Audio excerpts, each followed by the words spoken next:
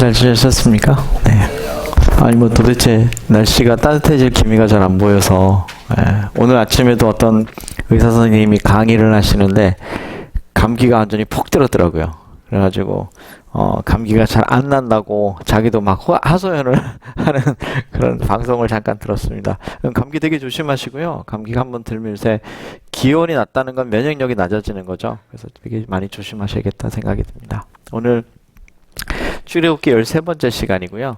오늘 제목은 내가 너를 넘어가리니 하는 제목으로 함께 은혜를 나누는 시간을 갖겠습니다. 매주마다 제가 말씀드리는 내용입니다. 너희가 내 말을 잘 듣고 내 언약을 지키면 너희는 모든 민족 중에서 내 소유가 되겠고 너희가 내게 대하여 제사장 나라가 되며 거룩한 백성이 되리라. 너는 이 말을 이스라엘에게 전해라. 그래서 뭐 내용은 잠시 후에 보시는 제가 늘 말씀드리는 내용은 구속과 언약의 이야기지만 출애굽기가 바로 이런 내용이기 때문에 이런 내용을 전하기 위해서 기록되었다. 그래서 방금 말씀드린 제가 출애굽기 19장의 얘기만 잘 기억하셔도 출애굽기를 요약할 수 있다. 이렇게 생각을 합니다.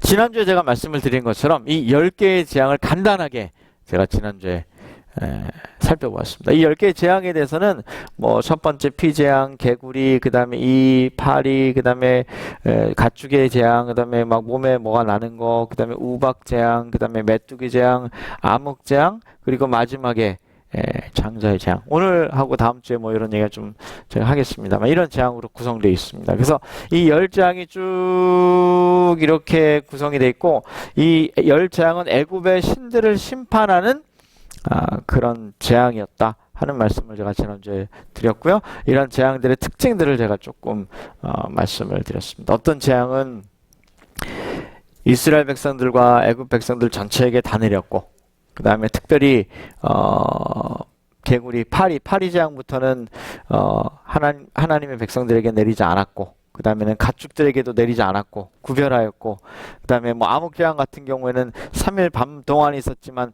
고센 땅은 구별하셨고 이렇게 좀 차이가 자세히 읽어보시면 이 재앙에 좀 있었다고 하는 것을 알 수가 있습니다.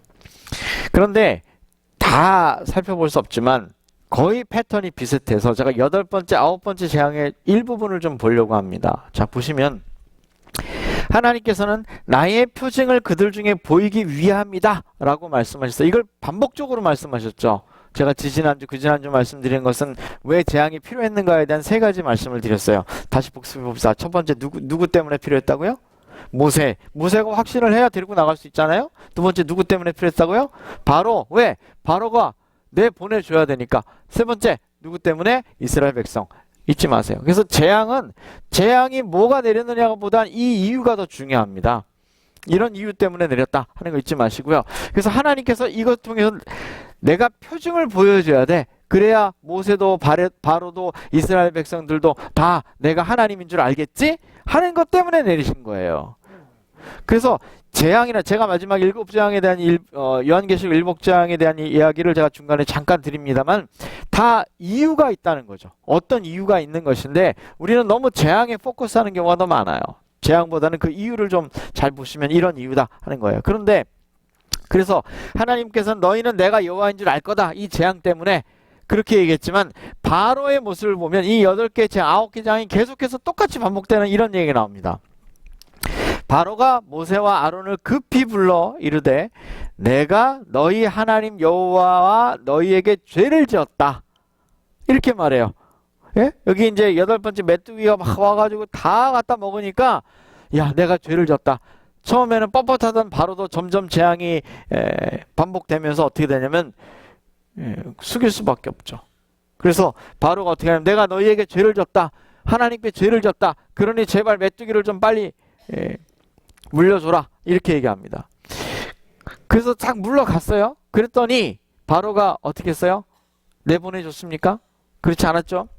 여호와께서 바로의 마음을 완악하게 하셨으므로 이스라엘 자손을 보내지 아니하셨더라. 이 바로의 마음을 완악하게 했다라고 하는 말을 제가 여러 번 설명을 드렸습니다. 이 말의 뜻은 바로의 마음이 완악하도록 그냥 내버려 두셨다 이런 뜻이라고 제가 분명하게 말씀을 드렸습니다. 그러니까 바로는 계속해서 마음을 바꾸는 거예요.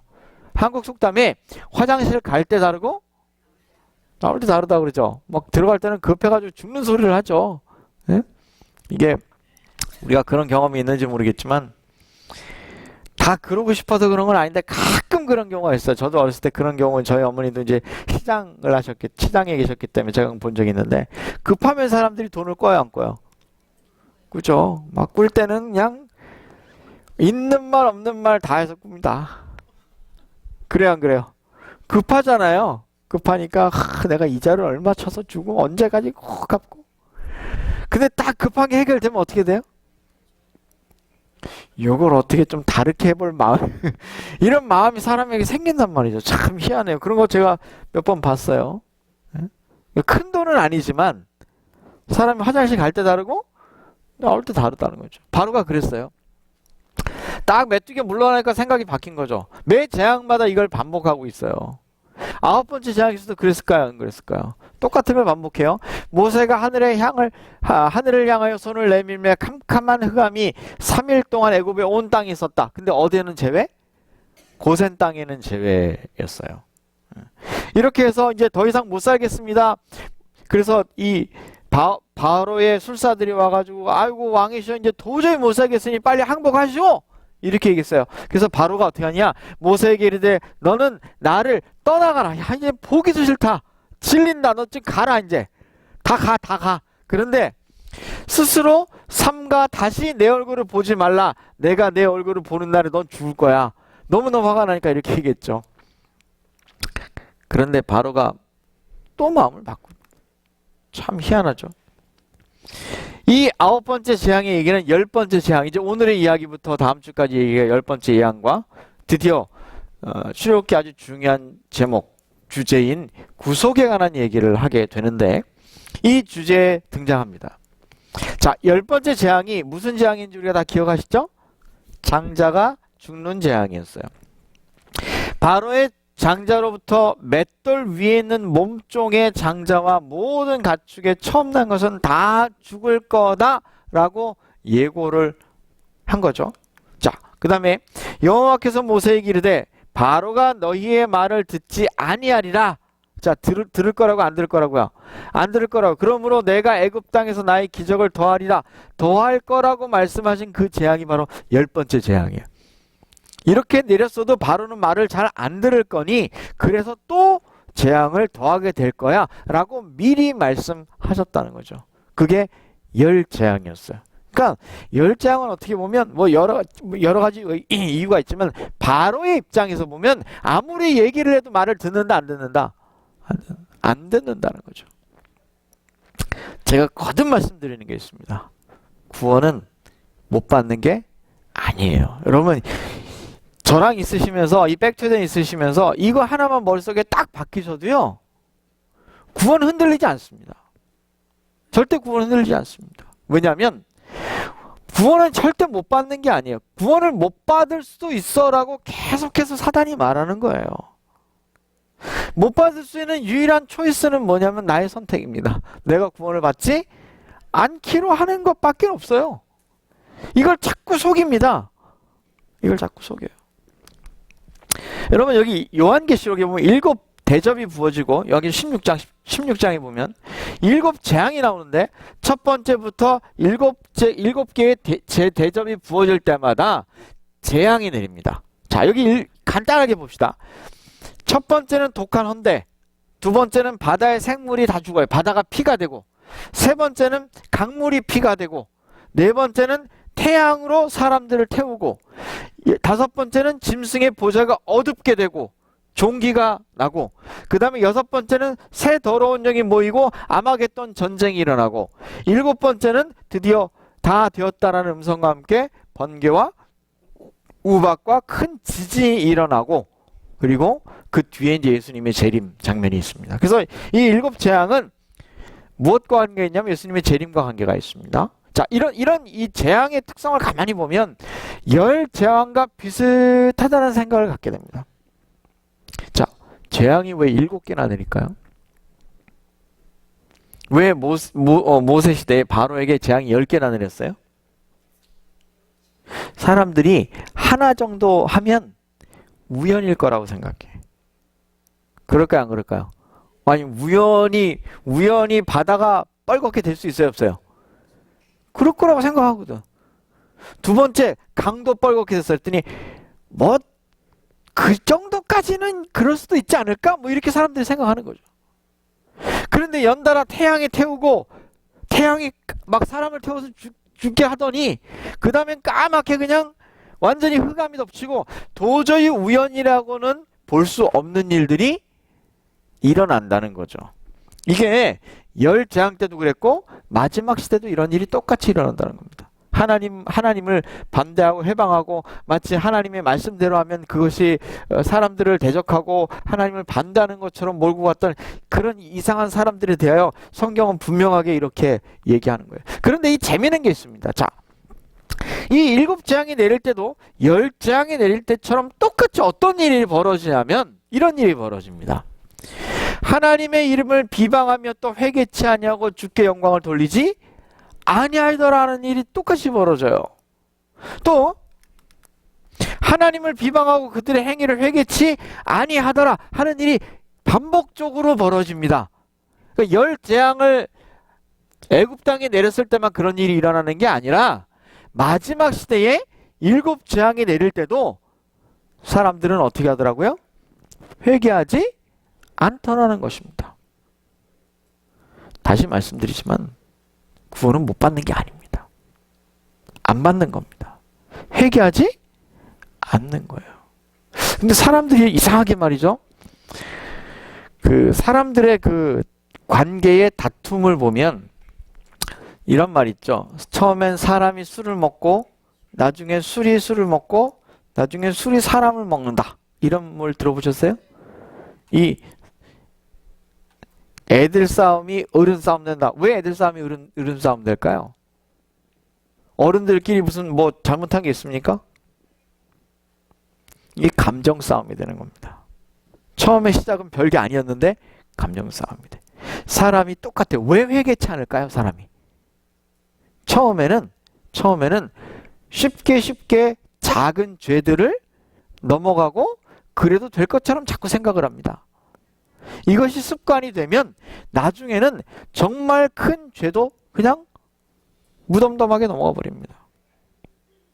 이게 버릇이 되는 거죠. 습관이 되는 겁니다. 왜 이 사람들이 회개치 않은 거냐면 잘 회개하다가 요 순간에 회개를 안 했다 그런 뜻이 아니에요. 그게 아니라 이 사람들은 회개를 하지 않는 습관을 가지고 있는 거예요. 그래서 건강도 뭐가 중요하고 습관이 중요하고 믿음도 뭐가 중요하고 습관이 중요해요. 그래서 성화라는 말을 쓰는 거예요. 성화라는 말을 쓰는 건 뭐냐면 성화는 바로 믿음의 생활 습관을 말하는 거예요.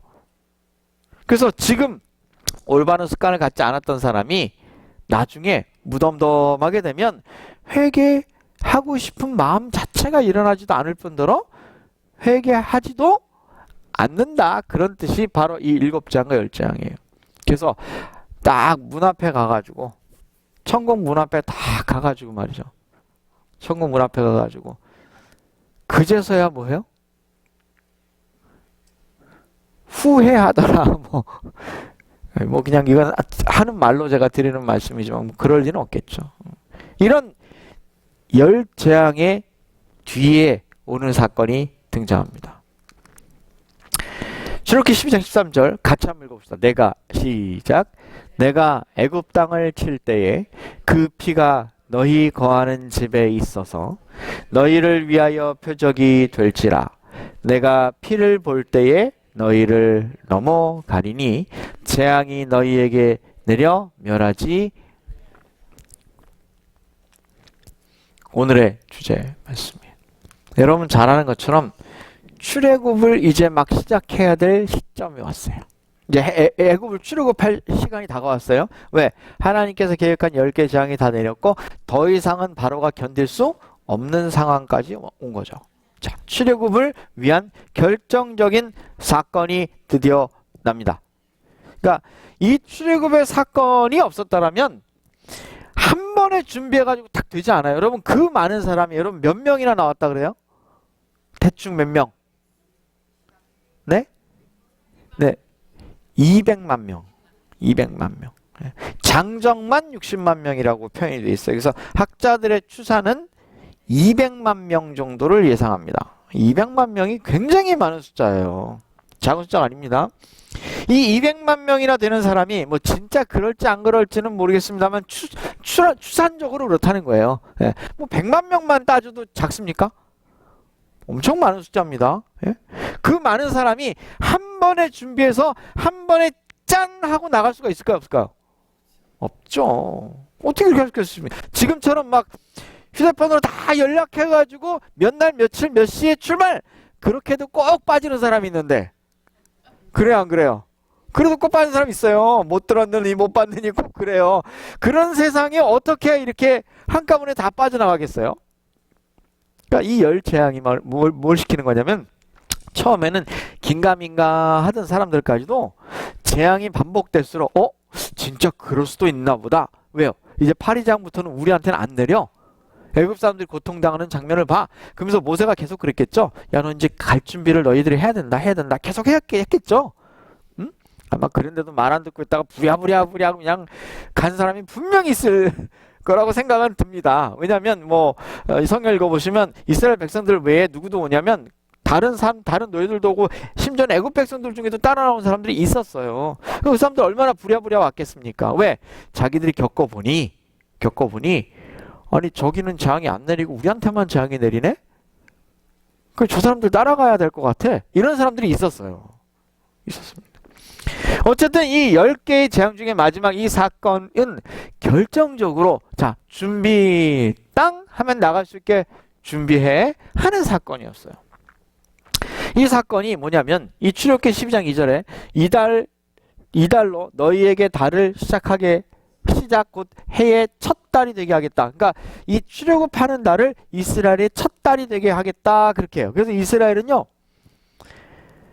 달력이 우리도 음력하고 양력 같이 쓰잖아요. 이 동양 사람들은. 그래갖고 생일이 언제냐고 제가 여기서 물어보면 꼭 두 번 대답하는 사람이 있어요.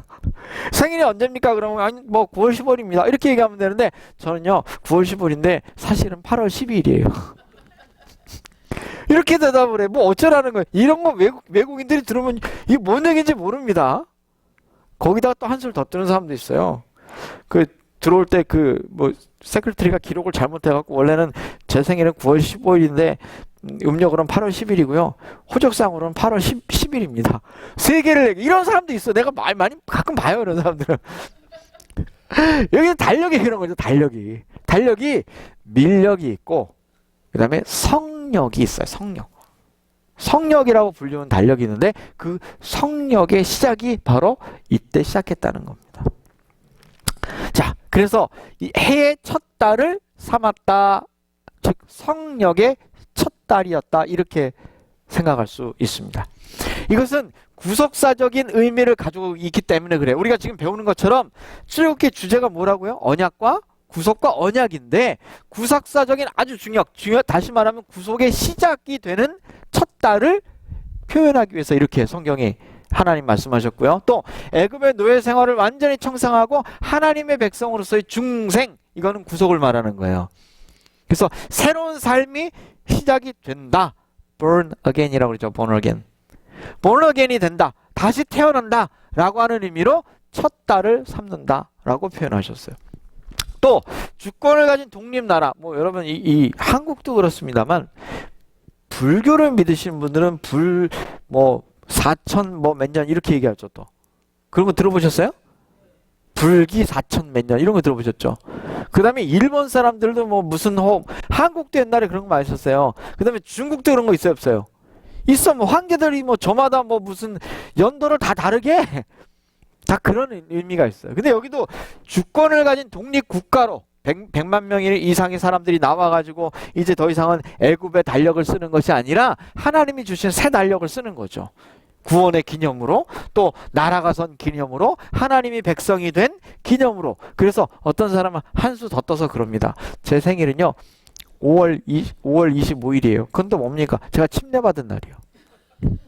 생일이 몇 개야 도대체. 제가 진짜 옛날에 생일 감사원금을 1년에 2번, 3번 내는 사람을 봤다니까요. 제가 목사니까 알잖아요. 생일감사. 여기 뭐 저희 교회 생일감사연금 같은 거 여러분 좀 하시면 좋습니다. 내가 난 날을 기념해서 하나님께 감사합니다 하고 헌금을 드리시는 것 매우 좋고요.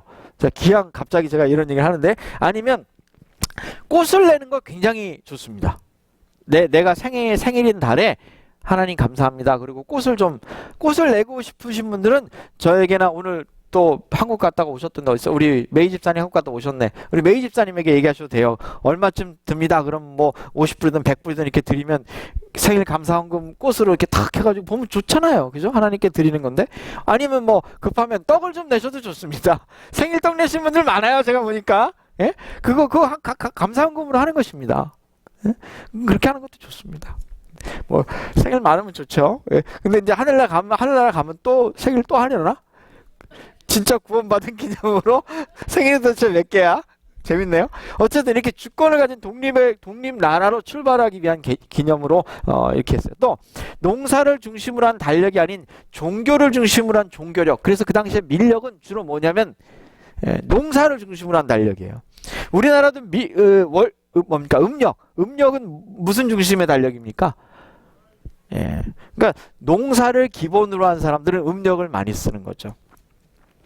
바닷가도 그래요. 제가 옛날에 바닷가에 한참 많이 나가 있을 때가 있었는데, 한 거의 10년 가까이는 매년 1년에 한두 번씩 나가서 애들 그 바다에서 교육시키느라고, 제가 바다에서 노는 걸 참 좋아하고 자격증도 많은 사람이에요. 근데 그 나가서 보면 바다도 다 때가 있습니다. 아시죠? 예?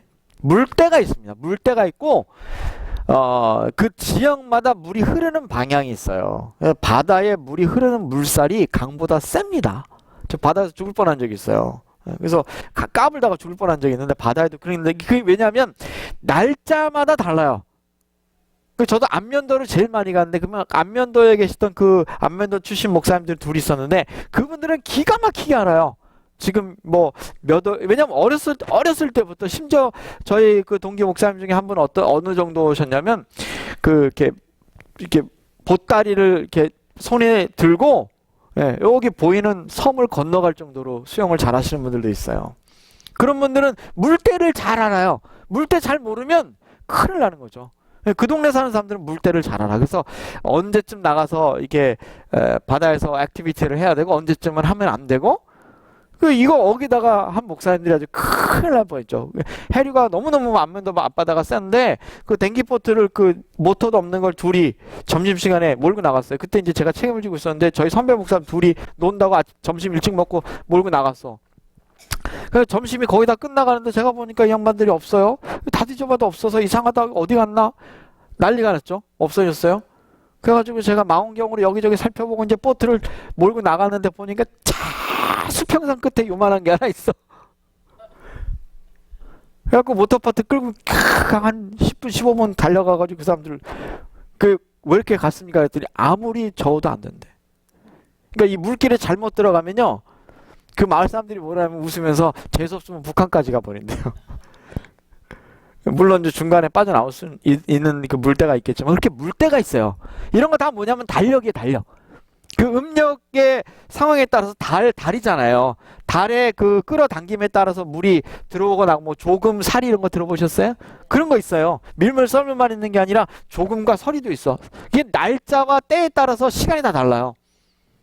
이제 그런 것과 구별하는 거죠. 그러니까 온전히 하나님께 예배하는 것 중심으로 이스라엘 백성들이 다 옮겨가려고 이 성령을 사용하기 시작했다는 것입니다.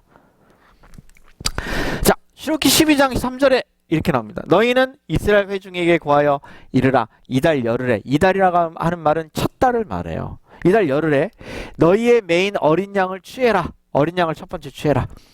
각각 각 가족대로 그 식구를 위하여 어린 양을 취하되, 그 어린 양에 대하여 식구가 너무 적으면 이웃 사람과 함께 수를 따라서 하나를 취하며 각 사람의 식량을 따라서 너희 어린 양을 계산해라. 그래서 이달 열흘에 일단 열흘에 어린 양을 일단 하나 택해라. 그렇게 말했어요. 그러니까 미리미리 준비를 다 시키는 거예요. 첫 번째, 그래서 어린 양을 하나 잡아라. 여기 보면 1년 된 숫 어린 양이라는 표현이 나오죠.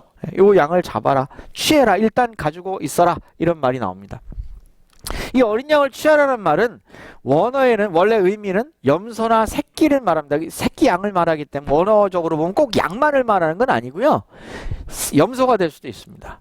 염소나 양. 그런데 새끼 양을 말해요. 그리고 매었다는 말은 묶여 있다라는 말입니다. 그래서 취해서 잘 잡아놔 이 말입니다. 도망 못 가게 놔도 그 말이에요.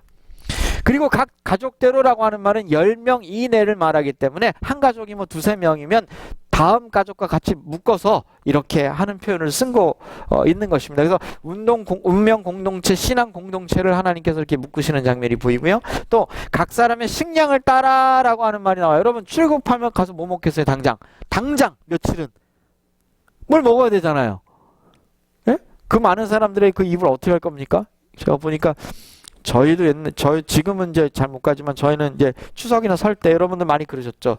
이제 추석이나 설을 잘 안 지내니까 그런 문화가 없어졌는데 1년에 2번은 꼬박꼬박 저희는 저희 할머님이 살아계실 때는 다 저희 집으로 오고 저희 아버님 그다음에 고모 작은 아버지가 계셨는데 저희 할머니 살아계실 때는 다 저희 집으로 오고 할머니 돌아가시고 나서는 이제 제일 어른이 저희 고모시니까 다 고모 집으로 가.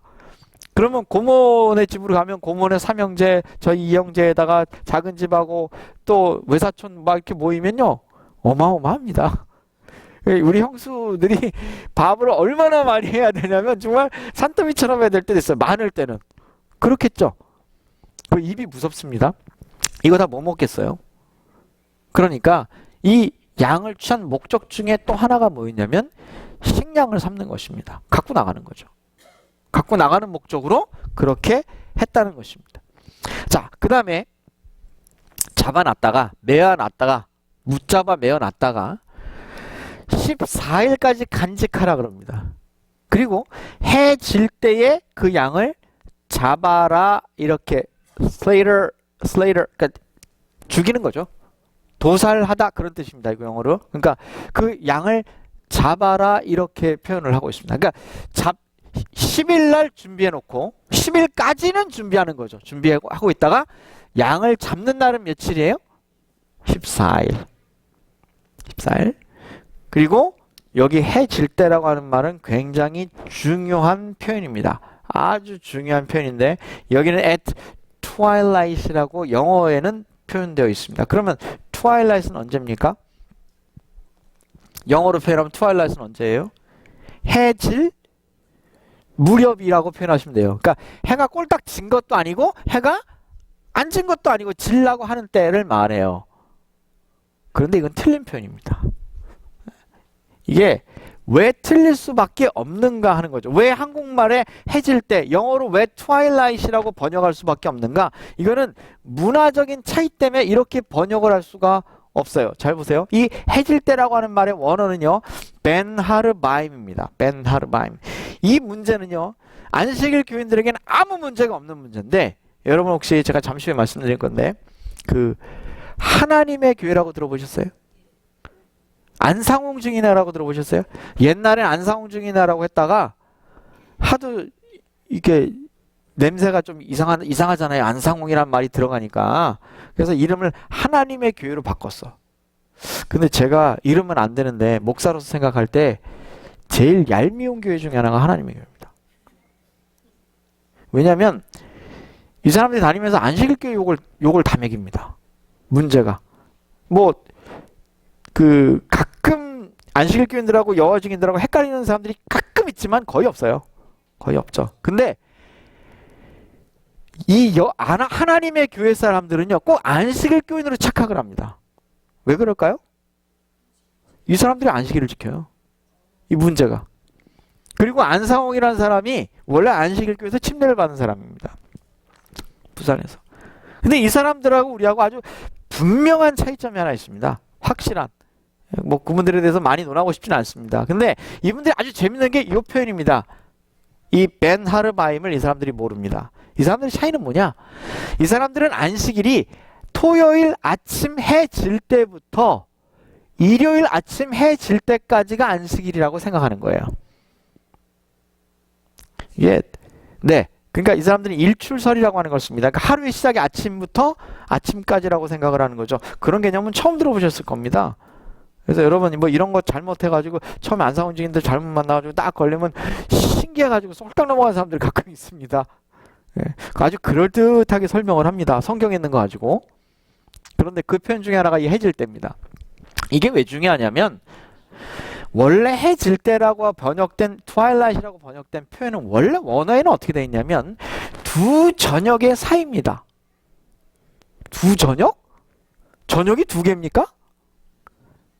저녁이 두 개가 있어요?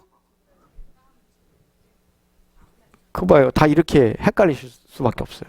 우리 개념으로는 그런 개념이 없어요. 근데 유대인들은 하나도 안 헷갈리는 말입니다.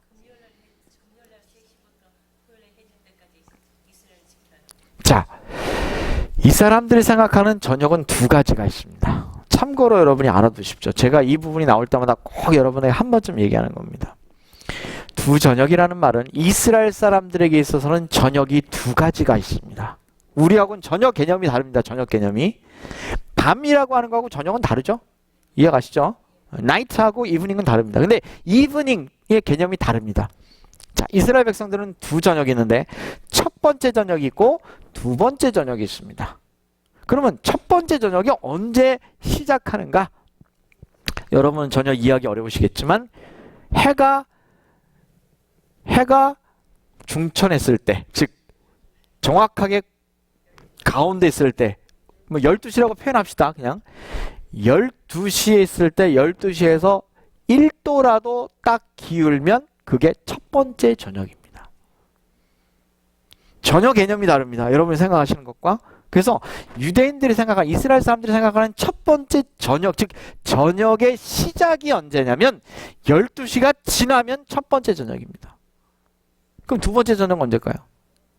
해가 꼴딱 넘어가는 순간을 말합니다. 옛날에 시계가 없잖아요. 시계가 없기 때문에 이 사람들의 개념은 해가 기울면 이게 첫 번째 저녁이 이제 시작하려고 한다고 생각을 하고 해가 지면 두 번째 저녁이라고 생각해요. 그래서 이 사람들이 생각하는 맨하르바임이라고 하는 두 저녁의 사이는 뭘 하냐면 이 두 가지 저녁은 정오에서 해가 기울기 시작할 때가 있고 해가 지는 순간이 있어요. 그러므로 두 저녁의 사이는 언제를 말해요? 오후 3시를 말해요. 첫 번째 저녁이 12시쯤 시작하고 두 번째 저녁이 6시쯤 시작한다면 몇 시가 두 저녁의 사이예요? 3시. 네, 왜 그러냐면 이스라엘 사람들의 개념이 그래요. 이스라엘 사람들의 머릿속의 개념이 12시만 지나면 이제 안식일 준비를 해야 돼요. 그래서 옛날 안식일 교회, 옛날부터 안식일 교회를 다니시던 분들은 금요일 오후만 되면 목욕 제기하고 안식일 준비한다. 이런 거 해보신 분들 없으세요? 이런 게 다 이제 뭔지는 모르지만 다 이런 데서 온 거예요. 예? 지금 꼭 그렇게 하지 않지만. 그래서 지금도 유대인들 중에 그 아주 신실하게 믿는 유대인들은 어떻게 하냐면 12시만 지나면 3시 이전부터 안식일 준비 다 들어갑니다. 집 다 청소하고, 예? 목욕하고, 이렇게 하고 안식일을 맞습니다. 금요일 저녁을 맞습니다. 그러니까 그들에게 있어서의 안식일은 실제로 언제 시작하면 금요일 한 12시 정도부터 시작하신다고 보면 됩니다. 그래서 그날을 뭐라고 부르냐면 예비일이라고 부르잖아요. 성경에서. 그 예비일의 개념이 이런 겁니다. 그래서 이 해 질 때는 사실 시간으로 말하면 언제가 되느냐? 오후 3시가 됩니다. 요렇게 맨하르바임이란 말은 12시, 그 다음에 이렇게 있죠? 6시, 12시, 3시 이렇게 있죠? 18시 있죠? 그래서 저녁의 시작이 12시에 시작한다고 보고 12시와 6시 사이에 15시, 즉 오후 3시를 맨하르바임이라고 부릅니다. 그냥 모르셔도 되는데 굳이 설명을 제가 하는 건가요? 근데 이건 여러분이 안 들어보셨던 분들이 많기 때문에 그래요. 이게 왜 중요하냐면 사실은 뭐 여러분 이런 도표를 기억할 필요 없습니다. 현대설, 시간, 일몰설, 일출설 그래가지고 이걸 나눠서 설명을 하는데 실제로 이거는 안상홍 증인에게는 매우 중요한 내용입니다. 왜냐? 그 사람들은 반드시 해가 진 다음에 예수님이 양을 잡아야 됩니다. 왜 해가 진 다음에 양을 잡아야 되냐면 그래야 일출설이 됩니다. 그런데 우리는 해가 지기 전에 잡으나 해가 진 다음에 잡으나 뭐 크게 상관이 없습니다. 왜냐하면 이게 예수님의 부활하신 거하고 상관이 있어요. 자, 예를 들어 봅시다. 예수님이 십자가에 언제 못 박히셨죠? 금요일 아침 9시. 그럼 몇 시에 돌아가셨죠? 오후 3시. 이 안성주민들이 어설프게 성경을 공부하다 보니까 예수님이 오후 3시에 돌아가신 걸 깜빡한 것 같아. 예수님이 오후 3시에 돌아가셨다는 말의 의미는 뭐냐면 여기 등장하는 출애굽기에 등장하는 이 양이 몇 시에 잡혀야 된다는 걸 말해요?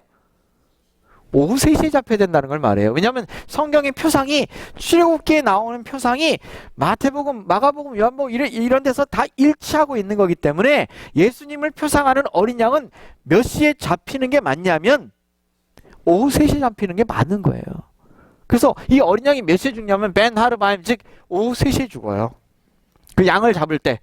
그래야 예수님이 수천 년 후에 나오셔서 십자가에 달려 돌아가실 때 몇 시에 정확하게 돌아가세요?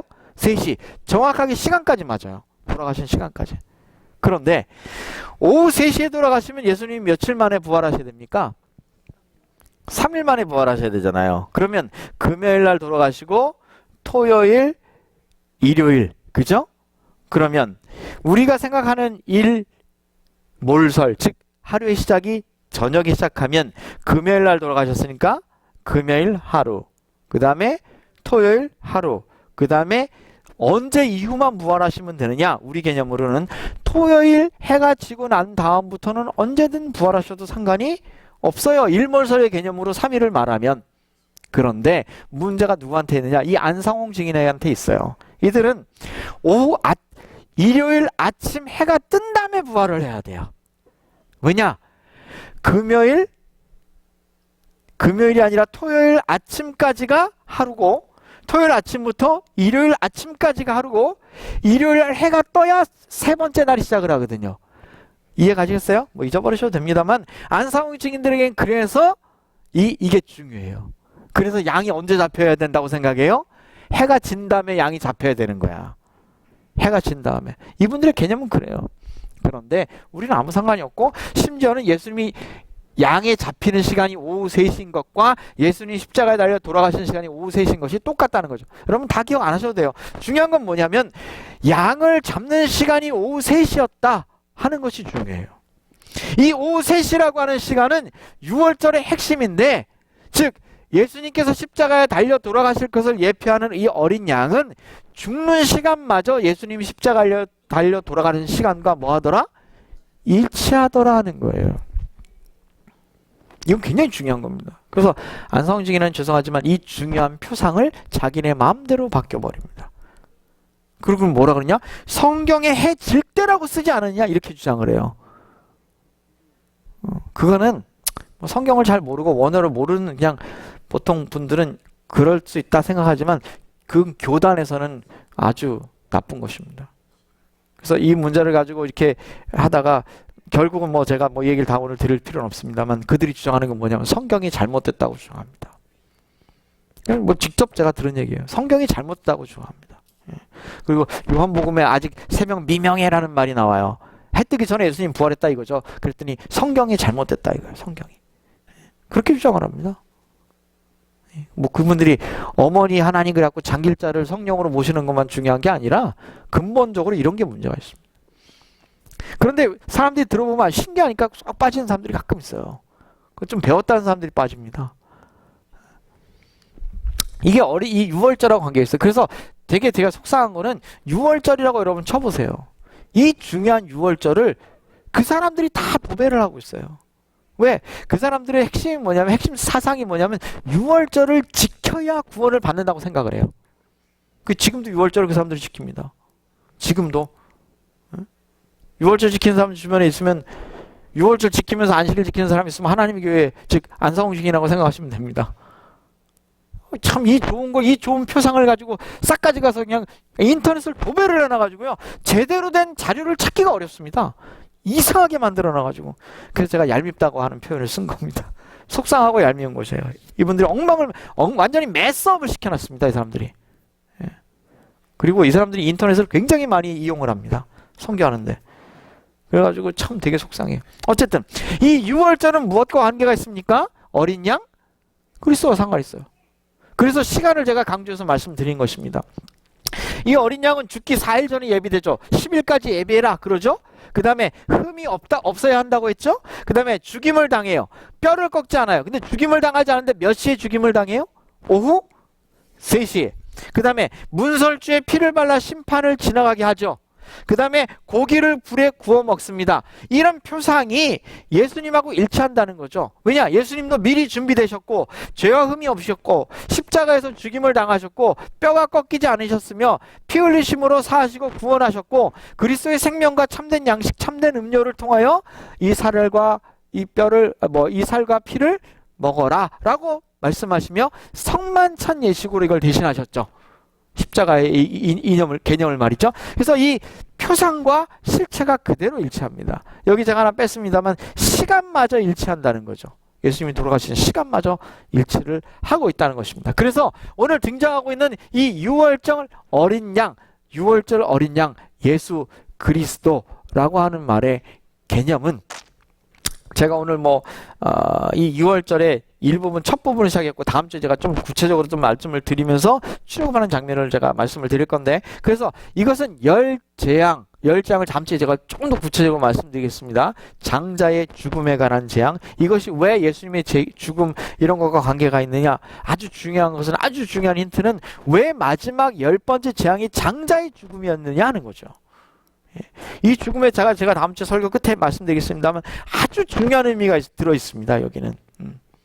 그래서 이 6월절 어린 양 대신 예수 그리스도께서 이렇게 지금 방금 보신 것처럼 이런 표상을 가지고 이스라엘 백성들에게 사실 이스라엘 백성들은 아무것도 몰랐겠죠. 그들이 하면서 뭘 알았겠어요. 문설주에 피를 바르면서 생각해 보세요. 여기 이제 문설주 문설주 문인방 헷갈리네. 여기 문설주하고 문인방에다 이렇게 바르면서 무슨 생각을 했을까요? 이거 왜 피를 발라야 되는지 알았을까요? 몰랐을까요? 몰랐겠죠. 이건 십자가를 상징하거든요. 십자가에 피가 발려진다는 걸 상징해요. 예? 그리고 요 밑에 이제 피가 요 밑에 떨어지죠. 요게 문설주겠죠. 주는 기둥주자니까. 그죠? 문인방은 요거겠죠. 예. 그래서 가로와 세로로 이렇게 십자가 형태로 피가 발라지고 그 다음에 1년 된 어린 양 여기 표현된 1년 된 어린 양 죄와 흠이 없는 숫 어린 양 이런 표현들 이것은 다 예수님을 예표한 것이었는데 이스라엘 백성들이 뭘 알았겠어요. 하나도 모르는 것입니다. 그런데 지금 왜 이스라엘 백성들이 이걸 하고 있을까요? 생각해보세요. 왜 이스라엘 백성들이 이걸 하고 있을까요? 아마 와가지고 첫 번째 재앙이 내리기도 전에 야 이렇게 해야 돼. 너 이제 준비할 며칠 있으면 떠날 건데 이렇게 준비하고 양을 잡아서 해. 그랬으면 이스라엘 백성들이 했을까 안 했을까? 제가 보기엔 안 했어요. 그래서 10개의 재앙이 필요한 거예요. 9개의 재앙이 필요한 거죠. 그리고 마지막 10번째 재앙과 이 6월절 문제와는 같이 연관이 되어 있어요. 그래서 이때는 9개의 재앙이 내리고 난 다음에는 이스라엘 백성들이 누구나 다 했겠죠. 물론 끝까지 안 한 사람도 있을 수 있겠죠. 제가 그래서 거듭 뭐라고 표현한 겁니다. 자, 하나님이 세상을 이처럼 사랑하사 독생자를 주셨으니 이는 그를 믿는 자마다 멸망치 않고 영생을 얻게 하려 함이라. 아주 기본적인 성경절이죠. 그죠? 십자가에 뭘 믿는 거냐면 예수님이 나를 위해서 대신 돌아가셨다는 사실을 믿는 거예요. 그냥 아무거나 믿는 게 아니라 예수님이 나를 대신해서 돌아가셨다는 사실을 믿는 사람은 그 말이에요. 그 말은 영생을 얻는다. 그래서 제가 요약을 하면 이래요. 구원은 못 받는 것이 아니라 안 받는 거다.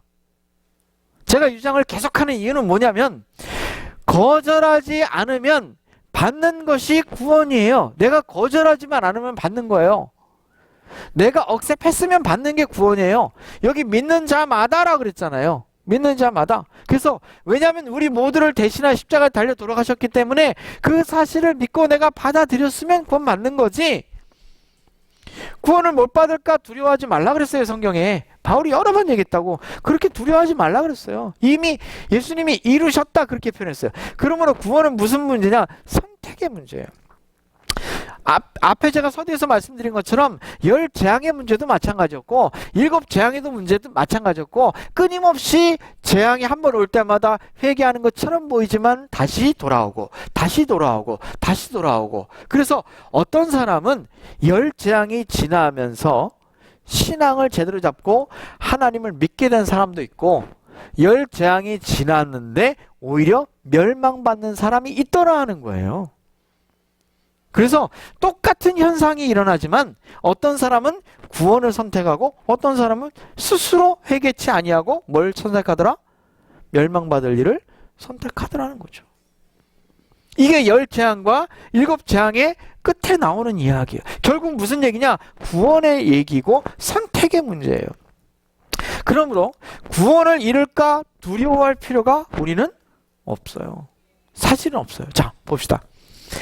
지금 마지막으로 이스라엘 백성들에게 표현하기를 어떻게 표현했냐면 이제 출발할 거니까 양을 잡고 피를 바르고 이제 이 구체적인 얘기는 다음 주에 얘기하겠습니다.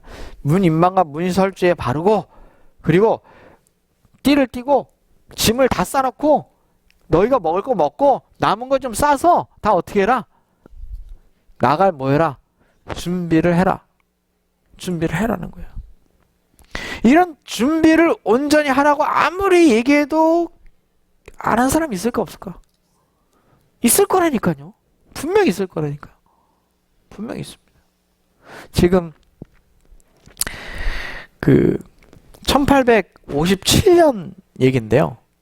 여기 뭐 센트럴 아메리카로 향한 이 그 항해에 관한 한 배의 이야기가 여기 있습니다.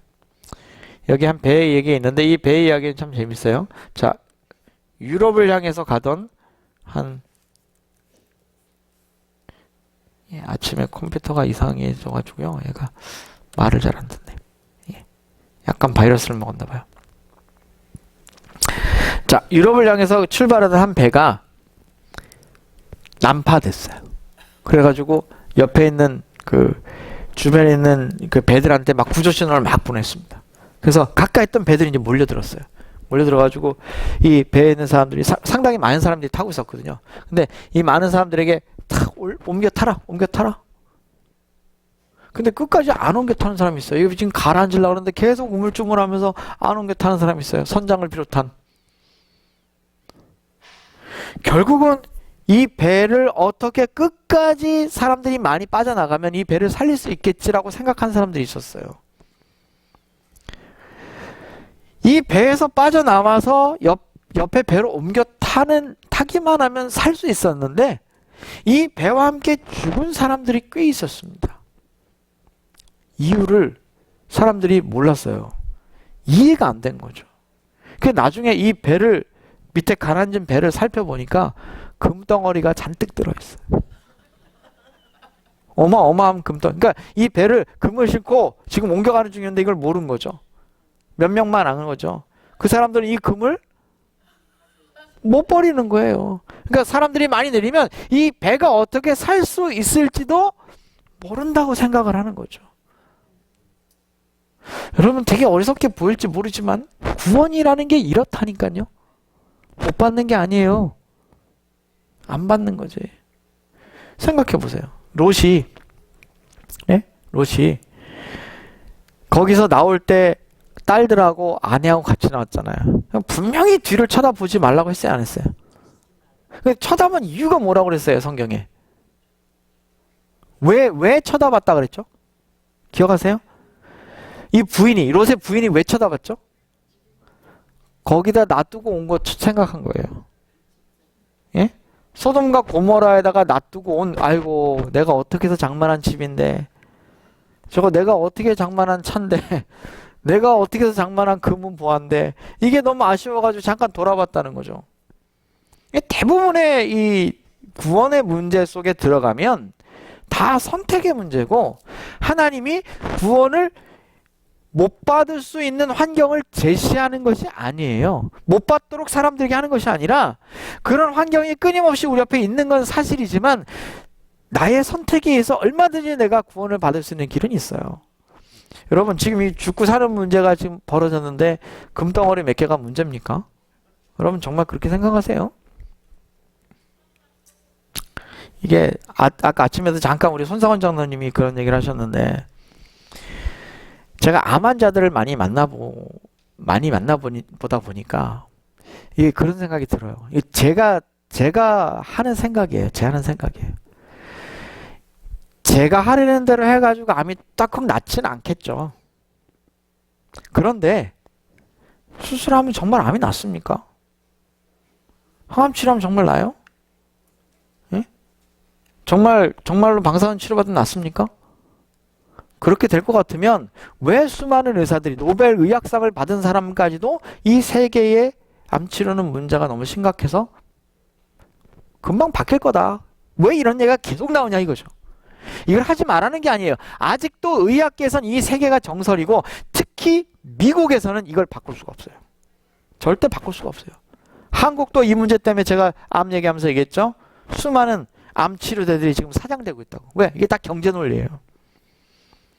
이 암 치료의 기본 이 세 가지 원리가 나쁘다, 좋다를 떠나서 다른 암 치료들이 나오는 것 자체를 어떻게 하고 있다고요? 극도로 경계하고 있다는 거죠. 극도로. 해볼 수도 있는 거잖아요. 자기들이 사람을 살 수도 있는 것도 아닌데 그냥 내둘 수도 있고, 근데 그걸 절대로 가만히 놔둘 수가 없는 사람들이 있다는 거죠. 왜요? 밥줄이 끊기니까. 지금 뭐 죄송합니다만 다 그렇진 않겠습니다. 어떤 개인 의사 선생님 하나를 얘기하는 게 아니고요. 이 구조를 얘기하는 겁니다. 선진국의 구조는 암이라고 하는 것 때문에 먹고 사는 사람들이 너무나 많습니다.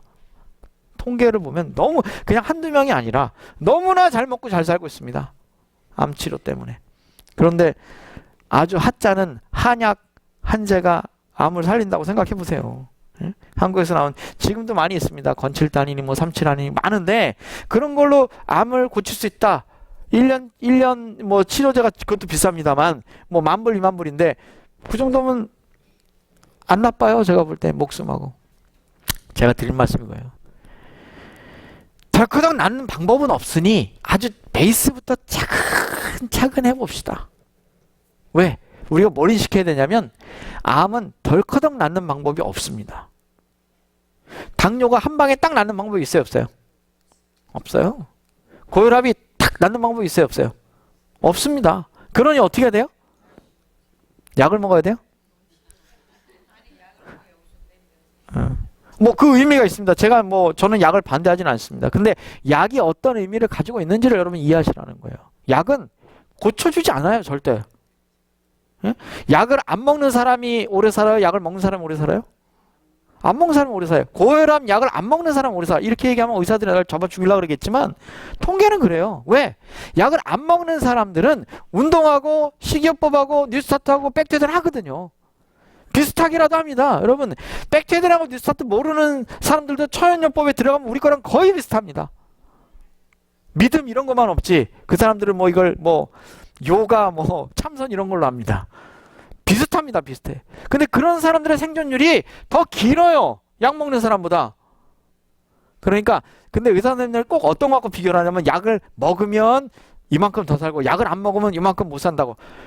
이렇게 차연요법 안 하는 사람들하고 꼭 비교해가지고 약 먹는 게 더 좋다. 이런 식으로 자꾸 설명을 해요. 그러면 뭐가 더 나아 보입니까? 약을 먹는 게 더 나아 보이잖아요. 이게 경제 논리라는 거죠. 그런데 차연요법을 하면 돈이 안 들거든. 안 드는 건 아니지만 거의 안 들거든. 근데 이런 사람들이 더 오래 살아요? 통계 보면. 유럽에는 이런 통계가 많습니다. 왜냐하면 천연치료가 많으니까. 자, 구원에 대입해 보자고요. 오늘 6월절 등장합니다.